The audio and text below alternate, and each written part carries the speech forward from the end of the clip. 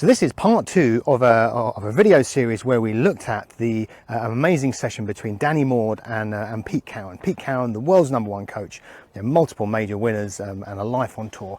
And in that session, Pete Cowen kind of laid bare his whole kind of coaching philosophy as he worked with Danny Maude around his own swing. So as we saw in part one, which is linked below, as is also the original video.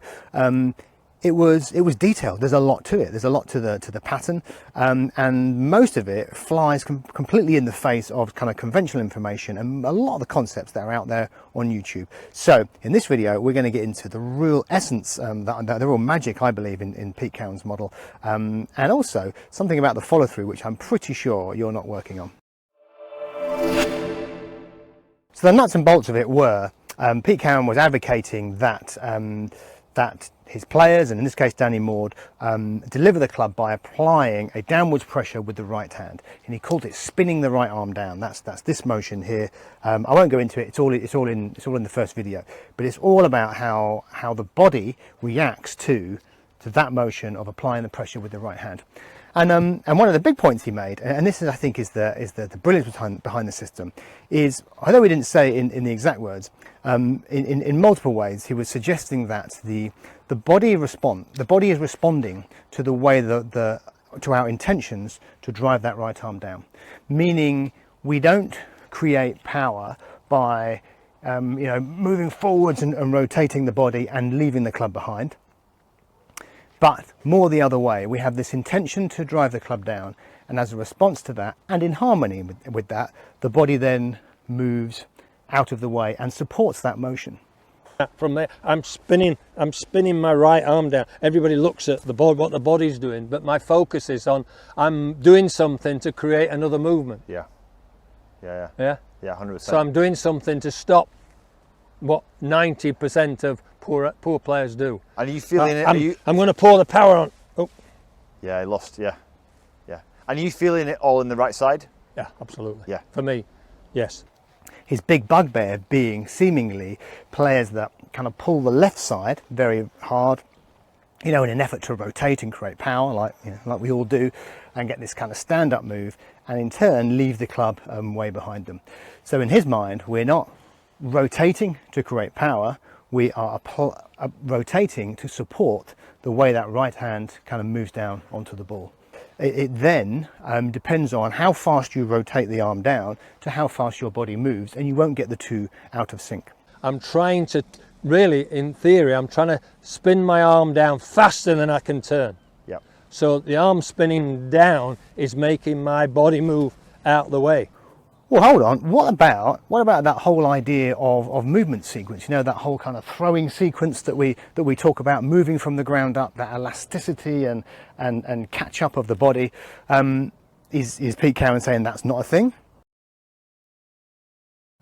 Well, I'm pretty sure he's not saying that's the thing. So in his model, he's saying that the body will respond to your intention to move the right arm down. That's not to say the arm moves first and the body later. So this is quite an advanced pattern, because to make that assumption, that a player needs to know how to move well. So we're definitely not moving the arm and not the body. As one has the intention to move the arm, the body is moving first, but it's moving appropriately relative to the kind of the speed of the arm and the length of the shot, as opposed to, as he puts it many times, kind of moving the body a lot and leaving the club way behind. So with an intention to move the right arm down, gets the body moving in harmony. And there's that lovely piece where he talks about how far you'd want to throw the ball.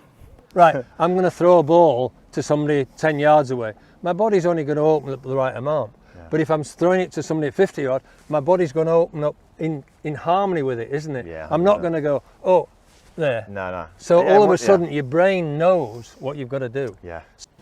And further to that, he also talks about how, because there is this intention to drive the arm down onto the ball, this is where the legs get involved and push back up. So we get a kind of upwards motion of that lead leg. We get this kind of lead hip elevation as the legs respond to a downwards motion. We get this kind of pressure through that front foot, and you'll also see how that would also keep me in posture.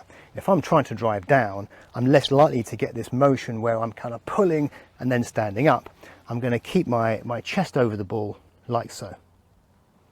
So the whole the whole thing with Cowen is a kind of interrelated system, which is all built around that intention, that key move. The whole driver of the motion is, in his words, spinning the right arm down, applying pressure with that left forearm and extended right wrist. And sure enough, you know, Danny Maude has a few hits, and he hits a couple left, and Pete Cowen's response to that is you've either sort of given up this angle of the wrist, or stopped the body moving and rotated the arm. Then he hits one a little bit right, to which Pete Cowen is really not very happy, and makes the suggestion there that the handle, rather than having the downwards pressure, which in turn, remember, gets this kind of lovely response from the body, staying over it, staying down, using the legs, gets that pull on the handle, which has him kind of stand up and gets the handle dragging, rather than applying that downwards pressure and squaring the face with the right hand. Don't like that because you dragged it. Right. So you can see that it started right. Yeah. So I know from there you've got too much shaft lean with the club face open. Yeah. And that you've not turned the full face down on the ball, because your start line would have been a lot more to the left than that. Yeah. So I've tried to keep the shaft lean, but I've kind of driven it. Yeah. Yeah, as opposed to get the forearm doing. Yeah, exactly.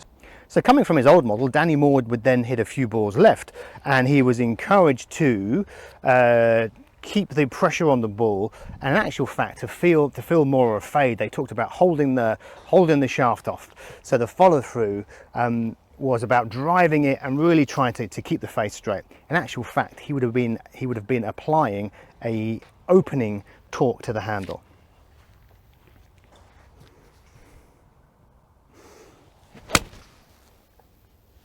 Now, what I want you to do now, little 3/4, I want you to turn it down, and I want you to feel like you're holding it off this side, yeah? Okay, yeah, yeah. So yeah. it don't sling. Would you visualise a fade to help? Yeah, yeah, absolutely. Yeah.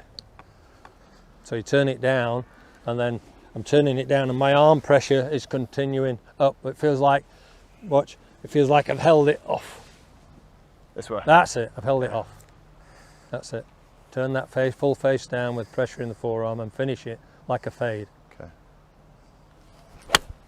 What's it done? Pressure fade. Yeah. And you can see in my move there, I've kind of exaggerated it a little bit, but I've got the club sort of working this way as opposed to, you know, our normal kind of L-shaped model.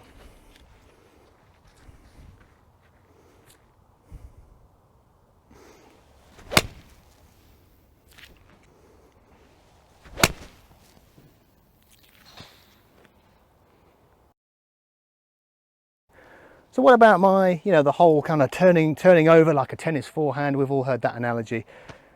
Afraid not. This is a different thing. This is about coming in with a very strong face and then applying a reverse twist on the club to, at best, kind of hold the face very square or slow the rate of closure. And you'll see some of the top players even kind of rotate it counter to the motion of the swing. Definitely not this way. That is for the L to L pattern. Different rules, different pattern. So there it is. We wonder why, if we spend enough time on YouTube, things get confusing. There are different swing models. There are different ways of creating speed and getting the club square to the ball. And a lot of it depends on the journey of the player, how experienced they are, and to some level how they like to move best. If you want some help finding your best swing model, then please head to my website, which is linked below, as is my part 1 of this series and the original video. As always, please, if you like the video, you want to see more, click subscribe. Until next time, good luck, play well.